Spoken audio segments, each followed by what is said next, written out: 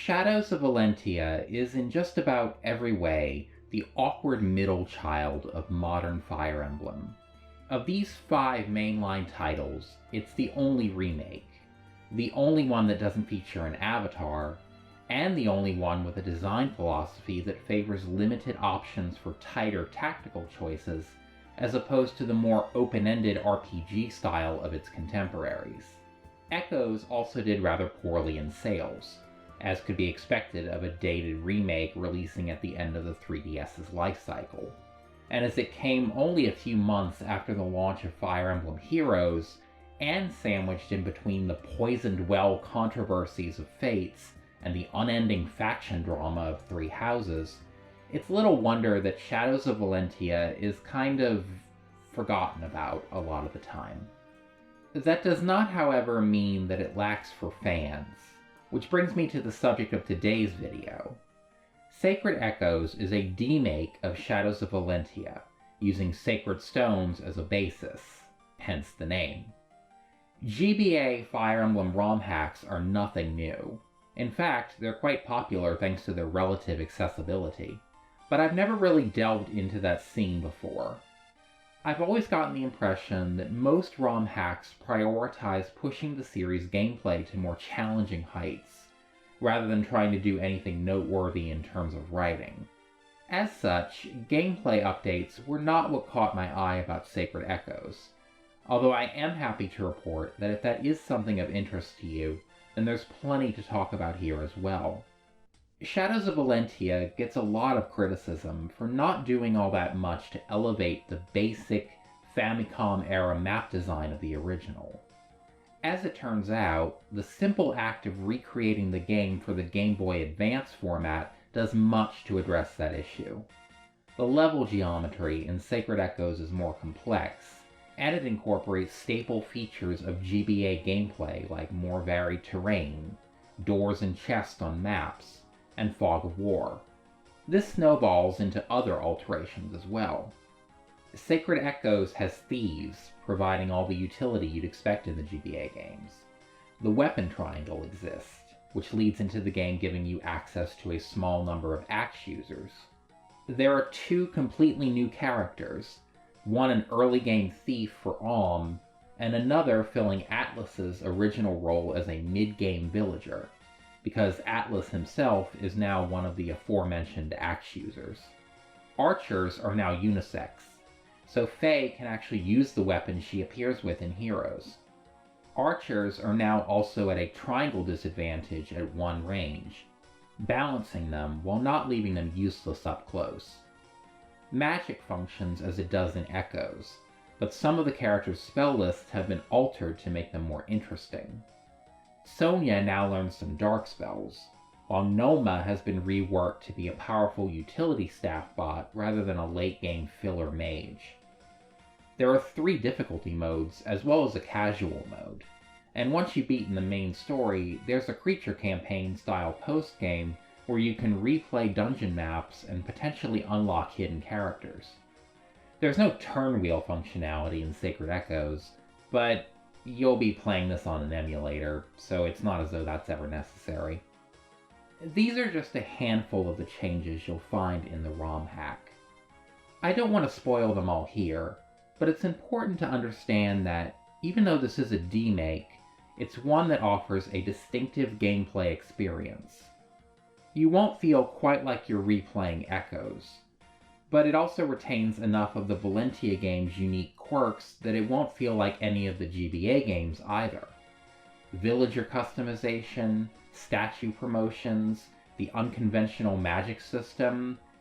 There's something to be said for Valentia's charming oddness, and Sacred Echoes faithfully replicates that oddness.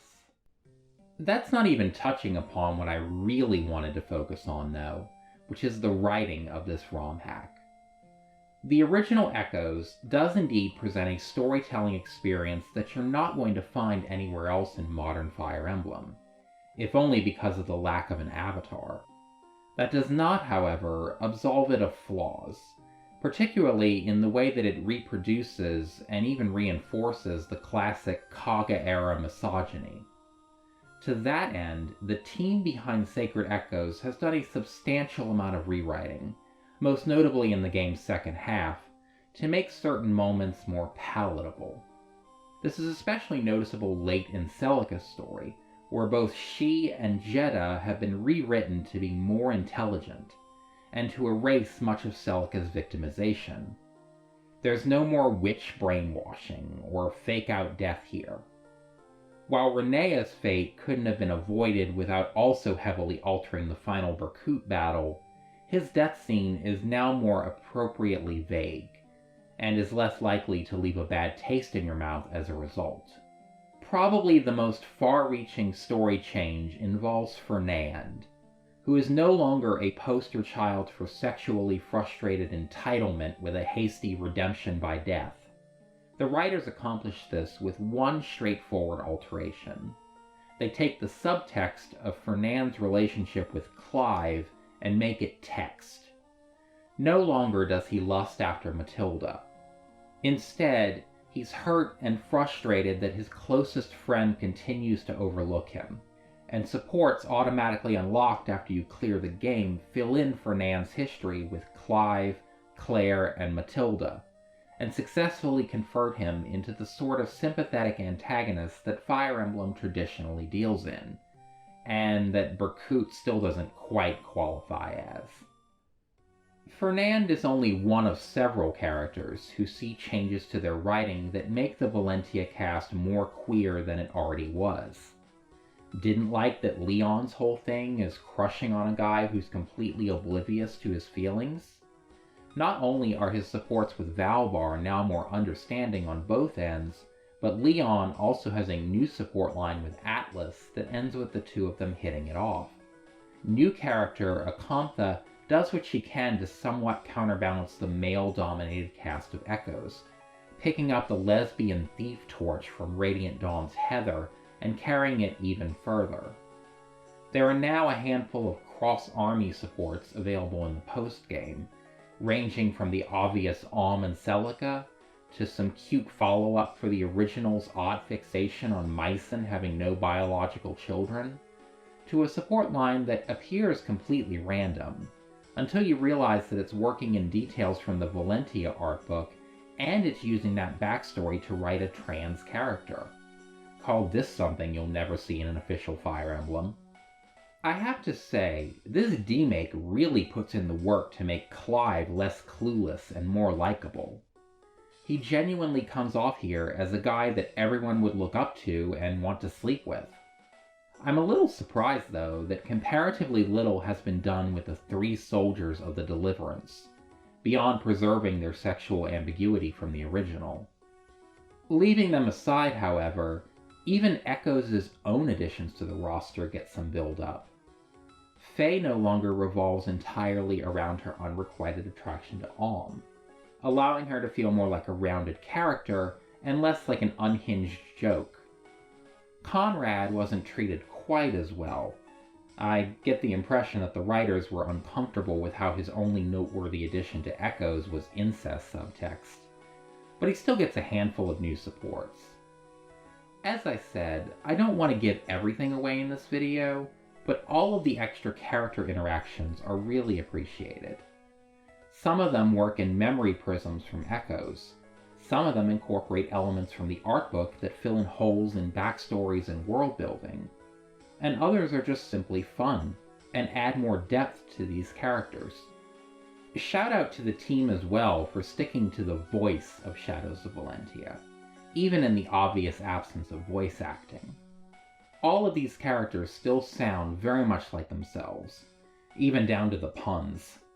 Thankfully, too, the Romhack replicates the support mechanics of Echoes rather than carrying them over from the GBA games, meaning they'll build a lot faster, and you're not restricted to only seeing a few of them each run. Speaking of which, I also have to praise this Romhack for its presentation. I know next to nothing about sprite work, or about the effort required to convert pieces of music into the GBA format, but it's clear that the people behind Sacred Echoes put an abundance of time and attention into ensuring that this game feels just about as professionally crafted as its official counterparts.